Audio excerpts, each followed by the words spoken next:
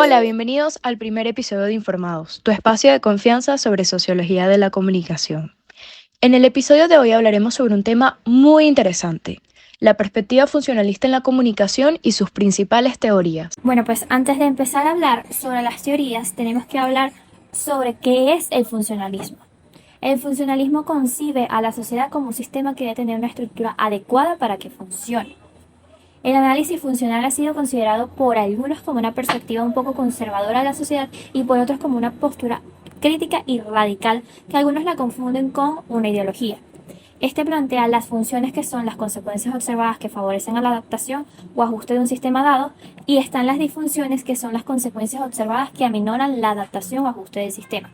Es muy importante saber que el funcionalista estudia el efecto y no reconoce el modelo de conflicto social, además de que la postura del funcionalista es que va a cambiar el sistema. Según Robert Merton, uno de sus mayores exponentes, el objetivo del análisis funcionalista representa una cosa que ya está como estandarizada, o sea que es una cosa como normada y reiterada, tal como son los papeles sociales, las normas institucionales, los procesos sociales, las normas culturales, las emociones que ya están como culturalmente normadas, normas sociales, instrumentos de control social, entre otros. También es importante mencionar un concepto fundamental que es el de función.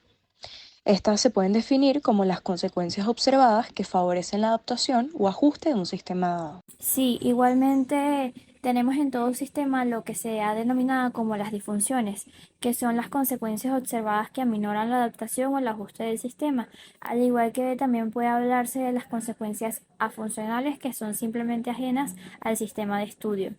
Por lo tanto, el funcionalismo estudia la sociedad intentando comprender cómo cada elemento se articula con lo demás, formando así como una especie de todo y ejerciendo una función dentro de esa sociedad. Según Parsons, Bells y Shields, todo sistema tiene unas exigencias que son funcionales, que son necesarias para que un sistema pueda vivir como unidad coherente, y estas podemos resumirlas como el logro de objetivos y el mantenimiento del modelo de estructura. Al relacionarlo con las ciencias de la comunicación, el funcionalismo establece que los medios de comunicación siempre tienen la intención de generar un efecto sobre el receptor, quien a su vez posee unas necesidades que los medios deben satisfacer. Exacto, Valentina. Y es por eso que diversos autores plantearon ideas sobre las funciones de los medios de comunicación de masas. Y uno de ellos fue Harold Laswell, quien propuso tres funciones principales que son la vigilancia del entorno, que revela todo lo que podría amenazar o afectar al sistema de valores de una comunidad. Está la puesta en relación de los componentes de la sociedad para producir una respuesta al entorno. Y también está la transmisión de la herencia social. Por otra parte, Wright, que también sigue a Laswell, mantiene las tres funciones propuestas, pero este nos indica como una cuarta actividad más importante de los medios es la diversión o el entretenimiento de la gente. No se puede olvidar mencionar a los sociólogos Lasserfeld y Merton, quienes establecen la difusión narcotizante de los medios. Esto quiere decir que los medios fomentan el conformismo social y que las personas que consumen los medios pueden pensar que están al tanto de lo que sucede en su contexto, pero esto puede llevarlos a una situación superficial con respecto a otros problemas de la sociedad. Exactamente, al igual que me parece importante conocer que ellos también proponen la función otorgadora de estatus, que es la que consiste en que los medios otorgan estatus a las personas u organizaciones al considerarlos dignos de atención. Otra propuesta que también es bastante interesante es la de Bernard Berelson, quien planteó 6 funciones de los medios de comunicación de masa. Y estas son informar y ofrecer interpretaciones sobre los acontecimientos, construir un instrumento esencial en la vida contemporánea, ser como una fuente de relajación, atribuir un prestigio social, ser un instrumento de contacto social y construir una parte importante de los rituales de la vida cotidiana. También es importante indicar que esta corriente examina a las personas a partir de sus conductas y de su función en la sociedad. Por ello, en la comunicación de masas, los seres humanos son vistos como lectores y consumidores de mensajes. Y esto lleva a que surja el interés en estudiar el efecto y el potencial persuasivo de los medios. Sí, Valentina, y así surgen diversas teorías con un enfoque funcionalista. Una de ellas es la teoría de comunicación a dos pasos, que siendo sincera yo creo que aquí todos la hemos escuchado nombrar al menos una vez en nuestra vida, la cual fue propuesta por Lassafer, Katz y Merton en la década de 1940. ¿Qué propone esta teoría? Bueno, esta teoría propone que el flujo de la comunicación es a través de dos pasos. El primer paso es de los medios de comunicación a los líderes de opinión. Los medios de comunicación se encargan de transmitir los mensajes a un grupo selecto de individuos conocidos como líderes de opinión. Y el segundo paso va de los líderes de opinión hasta el público. Los líderes de opinión se encargan de interpretar, filtrar y retransmitir la información que recibieron de los medios de comunicación y la llevan hacia su audiencia. Mientras que el público, a su vez, confía en la opinión de estos líderes y se ve más influenciado por ellos, o sea, por lo que dicen los líderes de opinión, que por lo que dicen los medios de comunicación. Y también se debe aclarar que estos líderes de opinión son personas respetadas y confiables dentro de su comunidad, que éstas poseen un conocimiento especializado sobre un tema en particular.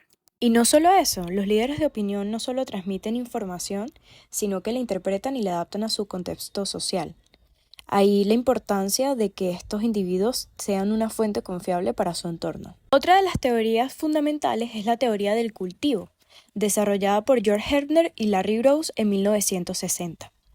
Esta teoría propone que la exposición prolongada a los mensajes de los medios de comunicación, especialmente la televisión, puede tener un efecto significativo en la percepción que las personas tienen de la realidad social. En otras palabras, esta teoría sugiere que cuanto más tiempo pasan las personas consumiendo contenido mediático, es más probable a que internalicen las normas, valores y visiones del mundo que se presenta en esos medios.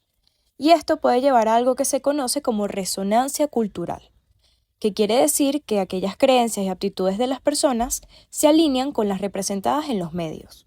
Sí, aunque fue formulada en la década de los años 60, actualmente lo que es la teoría de cultivo sigue estando vigente, pero esta ya no solamente se centra en los efectos de la televisión, sino que también trata de abordar los medios digitales, como por ejemplo lo que son los videojuegos y los contenidos que se pueden encontrar a través de las redes sociales. Y se debe señalar que los efectos de los medios de comunicación son más fuertes en aquellos que son más vulnerables o receptivos a sus mensajes. Esto incluye a niños, a jóvenes, a personas con baja autoestima o con baja educación.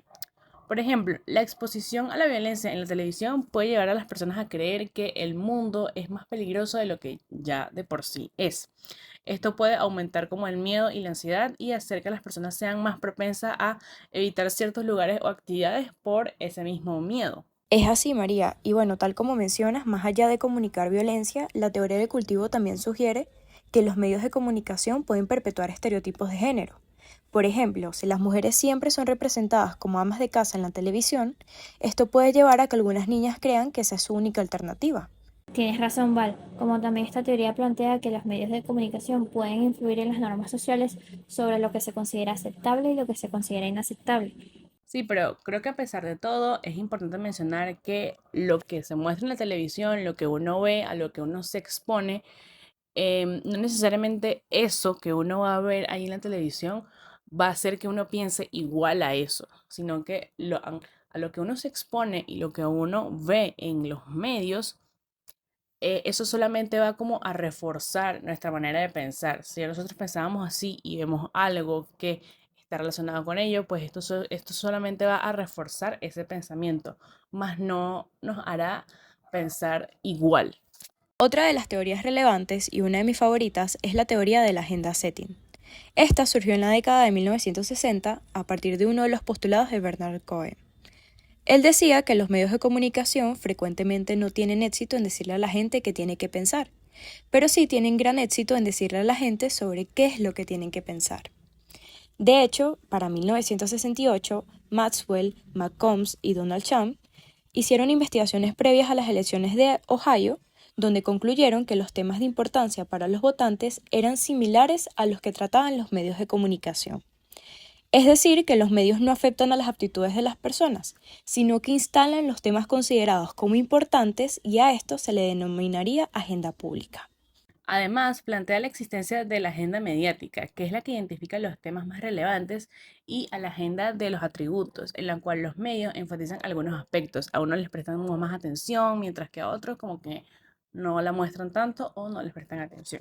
Interesante cómo los medios pueden determinar aquello que debemos considerar importante y cómo pueden influir en nuestra forma de pensar incluso sin darnos cuenta. Así es increíble cómo uno cada día se va enterando de que cada uno de nuestros comportamientos tienen un porqué y que muchas veces existe una razón premeditada que uno no tenía ni idea de su existencia. Otra teoría que creo que es importante conocer es la que es propuesta por Elizabeth Noel Newman en la década de los años 70, la cual es la teoría del espiral del silencio.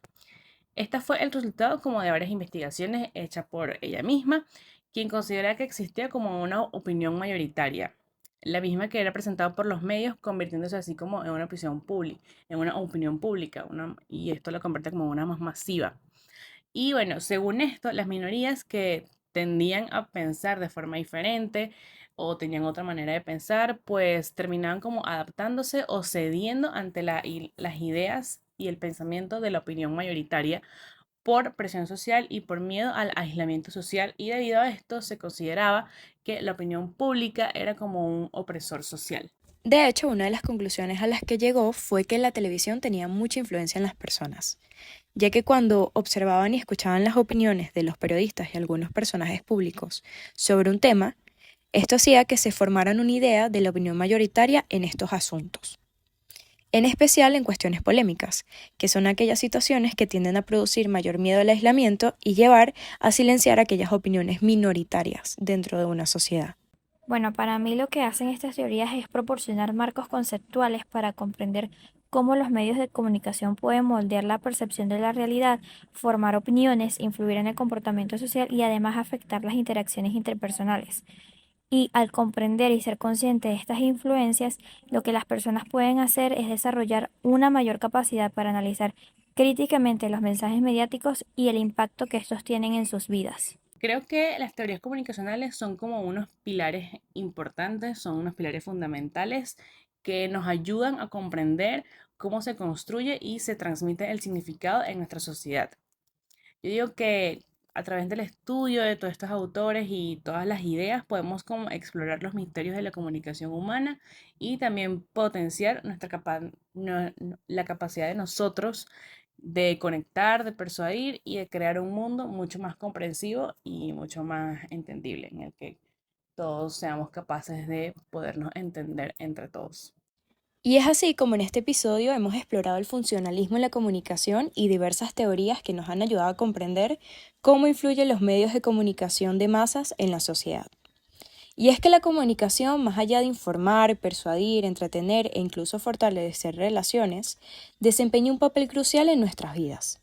Es por eso que esperamos que esta discusión haya sido informativa y que ustedes oyentes puedan reflexionar sobre cómo la comunicación influye en sus vidas. Gracias por acompañarnos y los esperamos en nuestro próximo episodio.